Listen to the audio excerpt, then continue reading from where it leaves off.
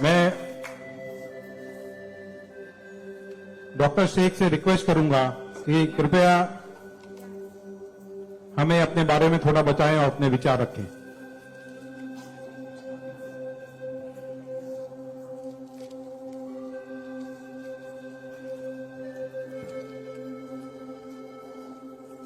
सबसे पहले तो मैं अल्लाह रब्बुल इज़्ज़त की बहुत ज़्यादा शुक्रगुजार हूँ कि उसने मुझे इतनी इज्जत दी और इस मकाम तक पहुँचाया कि मैं अपनी लाइफ के जो फैक्ट्स हैं, जो जर्नी में आपके साथ शेयर कर सकूं। मैं बहुत ज़्यादा शुक्रगुजार हूँ भारत विकास परिषद की प्रेसिडेंट सुनील शाह की, और उससे ज़्यादा शुक्रगुजार हूँ यहाँ पे हमारे प्यारे डॉक्टर अनिल मुरारका सर की, जिनके सपोर्ट की वजह से हम बहुत सारी जगह पे जाते हैं और लोगों को मोटिवेट करते हैं। और जितना डॉक्टर अनिल मुरारका सर एक डिसेबिलिटी को लेकर जितना कंसर्न है, उतना मैंने किसी को नहीं देखा। तो I really thankful for him for that. 2008 मैंने अपना 10th क्लियर किया था। मैंने टॉप किया था पूरे जोगेश्वरी में विद 92.15% लेकर, और मेरा ख्वाब था कि मैं डॉक्टर बनूं और लोगों को सर्व करूं। मैं मिडिल क्लास से ताल्लुक रखती हूँ। मेरे जो अब्बू हैं वो वेजिटेबल वेंडर हैं, तो हमारे घर पे बहुत फाइनेंशियली प्रॉब्लम थी। तो मेरा बस एक ख्वाब था कि मैं डॉक्टर बनूं, लोगों की हेल्प करूं, और उसके लिए मैंने साइंस में एडमिशन लिया। देन 11 साइंस जब मैंने एडमिशन लिया, मेरा कॉलेज बैंड्रा में था और मेरा घर जोगेश्वरी में। मैं रोज लोकल ट्रेन से ट्रैवल करती थी Jogeshwari to Bandra. 7 October 2008 that was the day जब मैं कॉलेज से घर वापस आ रही थी। मेरे सेमेस्टर चल रहे थे उस वक्त, और सुबह 10 बजे का वक्त था। 10 बजे आप सब लोग मुंबई से बिलोंग करते हैं, सबको पता है लोकल ट्रेन में बहुत रश आर होता है। वो ट्रेन जब अंधेरी से निकली, मैं अपनी सीट से उठी और मुझे नेक्स्ट स्टेशन मेरा जोगेश्वरी था, मुझे वहां उतरना था। लेकिन मेरे सीट से उठने और स्टेशन के आने तक के बीच में वो एक लम्हा था जिसमें मेरी पूरी जिंदगी बदल गई। मैं जब सीट से उठी, उसके नेक्स्ट मोमेंट मैंने अपने आप को ट्रेन की पटरियों के नीचे पाया, और जब मेरी आंखें खुली तो वही ट्रेन जिसमें मैं ट्रैवल कर रही थी वो मेरी आंखों के ऊपर से बहुत तेजी से गुजर रही थी। एक लम्हे को लगा कि मैं कोई ख्वाब देख रही हूं, लेकिन जब ट्रेन पूरी तरह से मेरे पैरों से गुजर गई, मैं वहां हेल्पलेस थी। और जब बहुत दूर जाके किसी ने चेन रोकी, वो ट्रेन रुकी, और उस ट्रेन को रुकता हुआ देखकर मुझे एहसास हुआ कि मैं कोई ख्वाब नहीं देख रही हूं, मैं सच में ट्रेन से गिर चुकी हूं, और मैंने अपनी दोनों टांगे उस ट्रेन के पहियों के नीचे आ गई है जिसमें मैं ट्रैवल कर रही हूँ। वो पूरी 12 डब्बे की ट्रेन मेरे पहियों से गुजर गई, किसी ने चेन रोकने की हिम्मत नहीं की। और मैं जब वहां गिरी तो लोगों ने मुझे देखा, और 10-15 मिनट बाद काफी लोग आए, मेरे आसपास खड़े हो गए। मेरे पास सेलफोन नहीं था। मैंने अपनी बैग से उस वक्त डायरी निकाली, मैंने लोगों को फरियाद की, बहुत रिक्वेस्ट की, बहुत रोया वहां पर कि मेरे घर पे एक फोन कॉल करके बता दो कि मैं यहाँ पे हेल्पलेस पड़ी हूँ विथ हेवी ब्लीडिंग, मेरे बचने की कोई चांस नहीं है। एटलीस्ट मेरे घर वालों को पता होना चाहिए कि मैं यहाँ पे इस हालत में हूँ, मुझे लावारिस लाश बन के नहीं मरना है। बट उस वक्त मैं यही कहूंगी कि अल्लाह ताला की मसलहत थी। अल्लाह ताला उस वक्त जो मेरी तकदीर में था, किसी ने मेरी हेल्प नहीं की, और मैं वहां पे 30 मिनट ऑलमोस्ट मैं ट्रैक पर विथ हैवी ब्लीड, मेरे दोनों पैर ट्रेन के पहियों के नीचे आ गए थे। मैं उसी हालत में पड़ी रही और मैं कॉन्शियस थी। मैं बस लोगों के सामने रो रही थी कि मुझे कोई पानी पिला दो, कोई घर वालों को कॉल कर दो, लेकिन किसी ने हेल्प नहीं की। And after 30 minute I got railway help. Then मुझे गवर्नमेंट हॉस्पिटल लेकर जाते हैं, वहां पर भी कुछ ओटी स्ट्राइक होता है, मुझे फौरी ट्रीटमेंट नहीं मिलता है। एंड देन मेरा एक्सीडेंट सुबह 11 बजे होता है, और मुझे 6 बजे जब मेरी फैमिली प्राइवेट हॉस्पिटल लेकर जाती है, then I got treatment. And उसके बाद 16 साल की थी मैं जब मेरे साथ ये एक्सीडेंट हुआ। आप समझ सकते हैं 16 साल की उम्र में 1 मिनट में मेरे 2 पैर कट गए थे, मैं डिसेबल हो गई थी, मैं हेल्पलेस हो गई थी, मैं खुद से उठ नहीं पा रही थी, ना बैठ पा रही थी, ना एक तरफ से दूसरी जगह मूव हो पा रही थी। मैं मेंटली डिसेबल हो गई थी, फिजिकली डिसेबल हो गई थी और फाइनेंशियली कंडीशन भी काफी वीक थी। वो सारी चीजें मेरे दिमाग में चल रही थी और जब लोग मुझे देखने आते थे तो कुछ लोग हमदर्दी में नेगेटिव कमेंट्स भी करते थे कि 16 साल की बच्ची है, 2 पैर खो दिए हैं, सारी जिंदगी माँ बाप के ऊपर बोझ रहेगी, ये जिंदा क्यों है, इससे अच्छा ये मर जाती। ये सारी बातें लोग आके जब मेरे सामने करते तो मेरे जहन में वो सारी बातें चलती कि सीरियसली मुझे अल्लाह ने जिंदा क्यों रखा। जब मुझसे दोनों पैर ही लेने थे 16 साल की उम्र में, मैं खुद से मूव नहीं कर सकती हूँ, मेरी मम्मी को इतना सब कुछ झेलना पड़ रहा है। जिस उम्र में मुझे अम्मी की हेल्प करनी चाहिए उस उम्र में वापस से मम्मी मुझे गोद में उठाकर लेकर जा रही है, वापस से मेरी खिदमतें कर रही है। तो मेरी जिंदगी का मकसद क्या है? मुझे दोबारा जिंदगी क्यों दी अल्लाह ने? मैं बहुत शिकायतें करती थी अल्लाह से, मैं बहुत रोती थी, लेकिन उस मुश्किल वक्त में मेरे कॉलेज, मेरे स्कूल टीचर्स और बहुत से ऐसे नेक बंदे भी थे जिन्होंने मुझे हौसला दिया। उनमें सबसे पहले मेरी फैमिली आती है, मेरी बड़ी सिस्टर की फैमिली आती है। मेरी मम्मी ने मुझे एक जुमला कहा जो जिंदगी भर और मैं हर फंक्शन में बोलती हूँ, वो कि बेटा तुम रो मत, तुम्हारे साथ आज जो ये हादसा हुआ है, अल्लाह ने तुमसे सिर्फ 2 पैर लिए हैं, तुम्हारे पास तुम्हारा दिमाग है, तुम इतनी फास्ट ट्रेन से गिरी हो, तुम्हारे सर पे चोट लग सकती थी, तुम्हारी जान जा सकती थी, लेकिन अल्लाह ने सिर्फ तुमसे 2 मामूली पैर लिए हैं। क्या पता फ्यूचर में तुम्हारे लिए बहुत कुछ रखा हो।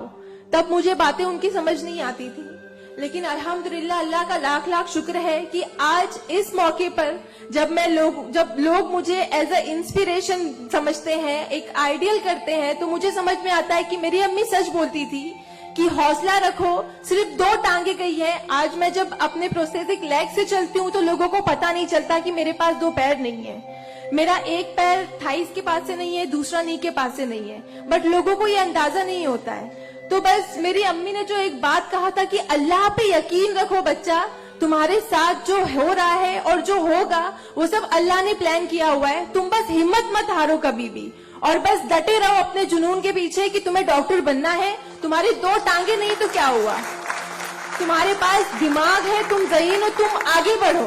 और क्या पता तुम आगे लोगों को आइडियलाइज कर, लोग तुम्हें आइडियलाइज करे इस चीज को लेके। मेरे doctor Sanjay Kantharia, orthopaedic surgeon, उन्होंने सबसे ज्यादा सपोर्ट किया इस बात को लेकर कि तू डॉक्टर बन। मैंने अपने जीने की उम्मीद छोड़ दी थी, डॉक्टर बनने की उम्मीद छोड़ दी थी, लेकिन जब उन्होंने मुझे बताया कि तुम डॉक्टर बन सकती हो, तुम बनो, देन मैंने प्रिपरेशन स्टार्ट की। सीईटी कॉमन एंट्रेंस टेस्ट होता है to getting in admission in medical college, मैंने वो क्रैक किया। I got 3rd rank all over Maharashtra in PH quota. And after that मुझे बहुत खुशी हुई कि मैंने 3rd रैंक क्लियर किया है। Now I got admission, I will get admission in MBBS.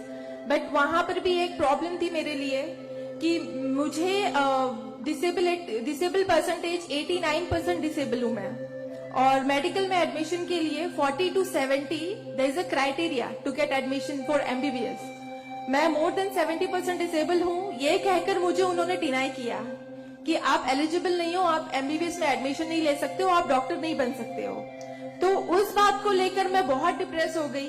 Then मैंने वापस अपने डॉक्टर से हेल्प मांगी, उन्होंने मुझे एक मशवरा दिया कि आप हाईकोर्ट जाओ, बॉम्बे हाईकोर्ट। और जिस बात के लिए एक नॉर्मल स्टूडेंट को सिर्फ पढ़ाई करनी होती है, अच्छा रैंक लाना होता है, मुझे उस चीज के लिए मैंने वो किया, लेकिन उसके बाद भी मुझे बॉम्बे हाईकोर्ट जाना पड़ा। एंड मैं गई, मैंने अब हार नहीं मानी और मैं गई, बिकॉज वो मेरा हक था, मुझे डॉक्टर बनना था। और जब मैंने वापस अपनी नॉर्मल जिंदगी स्टार्ट की अपने प्रोस्थेटिक लेग से, मैंने आना जाना शुरू किया, अकेले ट्रेन ट्रैवल करना शुरू किया, देन मैंने रियलाइज किया कि मेरे अंदर कोई कमी नहीं है, मैं एक नॉर्मल लड़की हूँ, मेरे पास पैर नहीं तो क्या हुआ, मैं लोगों को सर्व कर सकती हूँ, मेरे अंदर पैशन है डॉक्टर बनने का। तो मैंने वो बस अल्लाह पे यकीन रखा और मैंने ये सोचा कि अगर अल्लाह ने मेरी किस्मत में रखा है डॉक्टर बनना तो मैं जरूर कोर्ट में फाइट करूंगी। एंड देन मैं बॉम्बे हाई कोर्ट गई इन 2011 और वहां पे मेरा केस मोहित शाह, चीफ जस्टिस मोहित शाह ने देखा, उन्होंने मुझे ऑब्जर्व किया, मेरे प्रीवियस स्टडी रिकॉर्ड्स देखे, वो सारी चीजें देख के, और उन्होंने जब मेरा पैशन देखा डॉक्टर बनने का, सर्व करने का, देन उन्होंने मेरे फेवर में फैसला दिया। एंड 2011 अल्लाह का लाख लाख शुक्र है कि मुझे इंडिया के टॉप मोस्ट कॉलेज में एडमिशन मिला, which is Saint GS medical college and KM hospital. Then 2011 में मैंने अपना एमबीबीएस में एडमिशन लिया। वो जर्नी बहुत आसान नहीं थी मेरे लिए, क्योंकि मेरे पास दो पैर नहीं है, और जब मेरी काउंसलिंग चल रही थी एडमिशन को लेकर, तो काफी जो डॉक्टर्स का पैनल था उन्होंने मुझे बहुत कुछ हकीकत बताई थी कि आपके लिए डॉक्टर फील्ड आसान नहीं है, इसमें पढ़ाई करना 5.5 साल, आपको एक ओपीडी से दूसरी ओपीडी जाना होगा, और तब मैं 2 क्रचेस यूज करती थी मेरे लिए। तो आपके लिए बिल्कुल भी आसान नहीं है, आप हार जाओगे, 1 साल पढ़ोगे, दूसरे साल आप डिनाई कर दोगे, एडमिशन नहीं लोगे, आप गिव अप कर लोगे।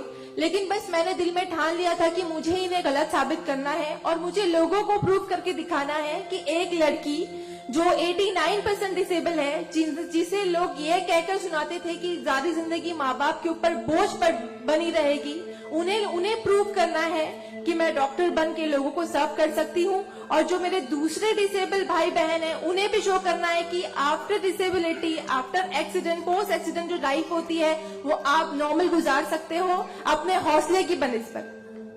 तो मैं बस 5.5 साल मैंने बहुत कोशिश की, बहुत दर्द सहे, लेकिन मैंने अल्हम्दुलिल्लाह 2016 में फर्स्ट क्लास से मैंने अपना एमबीबीएस क्लियर किया। और इस बात को देखते हुए मुझे बहुत खुशी होती है, इस बात को बहुत प्राउड मोमेंट था मेरे लिए कि इन 2016 ऑन वुमेन्स डे 8 मार्च मुझे बॉम्बे हाई कोर्ट में फेलिसिटेट किया गया, जो एक हिस्टोरिक मोमेंट था वहां पर कि आउटसाइड से किसी को उन्होंने फेलिसिटेट किया। देन उसके बाद मुझे काफी कॉल्स आए एज अ मोटिवेशनल स्पीकर, मुझे काफी अवार्ड्स मिले, और तब मैंने सोचा कि मेरी जर्नी सिर्फ एमबीबीएस तक नहीं है, मुझे लोगों को और प्रूव करना है कि 89% डिसेबल होके अगर मैं एमबीबीएस कर सकती हूँ, तो मुझे मेडिकल फील्ड की हायर डिग्री अचीव करनी है, which is MD, medicine in doctor in medicine. Then मैंने उसके लिए भी कॉमन एंट्रेंस टेस्ट दिया, and again I got third rank in all over Maharashtra. और यहाँ पर भी देन अगेन उन्होंने प्रॉब्लम क्रिएट की मेरे लिए। After completing my MBBS with flying colours, उन्होंने वापस मेरा मेडिकल एडमिशन डिनाई किया कि आप नहीं कर सकते हो because you are 89% disable. Then मुझे एक बहुत हम्बल इंसान मिले, member of parliament Kirit Somaiya sir, उन्होंने फौरन से मेरी एप्लीकेशन सेंट्रल हेल्थ मिनिस्टर के पास लेकर गए, और वहां से विद इन 2 डेज ये जो क्राइटेरिया है 40 to 70% डिसेबिलिटी का मेडिकल में एडमिशन के लिए, this is a 20 years old clause, और विद इन 2 डेज ये क्लॉज चेंज करवाया उन्होंने बिकॉज ऑफ माई एप्लीकेशन। वो क्लॉज चेंज होके बस ये है कि मिनिमम 40% क्राइटेरिया है, और मोर देन 70% जो भी डिसेबल हैगा they will get admission in medical field. तो मेरी जो जर्नी थी यहाँ तक की, और उसके बाद मैंने रिसेंटली 2019 में मैंने एमडी में एडमिशन लिया, और with same college Saint GS medical college and KM hospital, और मैं अभी रिसेंटली फर्स्ट ईयर रेसिडेंट हूँ एमडी पैथोलॉजी में। मेरी जो यहाँ तक की जर्नी है, मैंने बहुत अच्छे से तो नहीं बताया आपको, लेकिन बहुत सारी बातें मिस है इसमें बिकॉज मेरे पास टाइम नहीं है, आप लोगों को भी लेट हो रहा है।